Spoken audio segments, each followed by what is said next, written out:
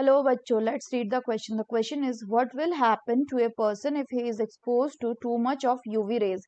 A में he may develop rickets, B में he may develop cancer, C में he may get good amount of vitamin D, D में he may develop deficiency of vitamin B. तो आइए देखते हैं हम इसका की कंसेप्ट.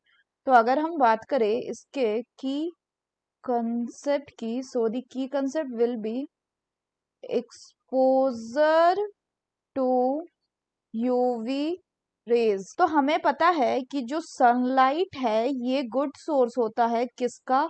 विटामिन डी का, which is also necessary for the development and growth of bones. लेकिन सनलाइट में प्रेजेंट होता है आपका यूवी रेज, और इस यूवी रेज का अगर टू मच एक्सपोजर हो जाए, टू मच एक्सपोजर, तो ये क्या कर सकता है? It can cause skin cancer. ये स्किन कैंसर कॉज कर सकता है बाय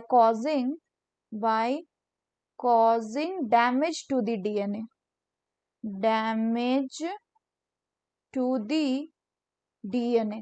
इसीलिए क्या होता है कि हमारा जो एटमॉस्फेयर है, हमारे एटमॉस्फेयर के स्ट्रेटोस्फेयर रीजन में प्रेजेंट होता है ओजोन, जो क्या करता है? जो हमें प्रोटेक्ट करता है फ्रॉम हार्मफुल यूवी रेज से. So the correct option will be option B, that is he may develop cancer. अगर बाकी ऑप्शन की बात करें तो पहला बोल रहा है कि ही मे डेवलप रिकेट्स. तो अगर हम रिकेट्स की बात करें तो रिकेट्स डेवलप होता है क्यों? Due to the deficiency of vitamin D. लेकिन हमें यहाँ पे ये ध्यान रखना है कि विटामिन डी जो है ये सनलाइट से मिलता है, लेकिन होता क्या है कि सनलाइट में भी एक सर्टेन अमाउंट ऑफ अगर रेज आता है तभी वो विटामिन डी का सिंथेसिस हो पाएगा बॉडी में. लेकिन अगर उसका ओवर एक्सपोजर हो जाएगा तो वो क्या करेगा? It will cause skin cancer. So that's all for the question बच्चों. Hope you understood it well. Best of luck.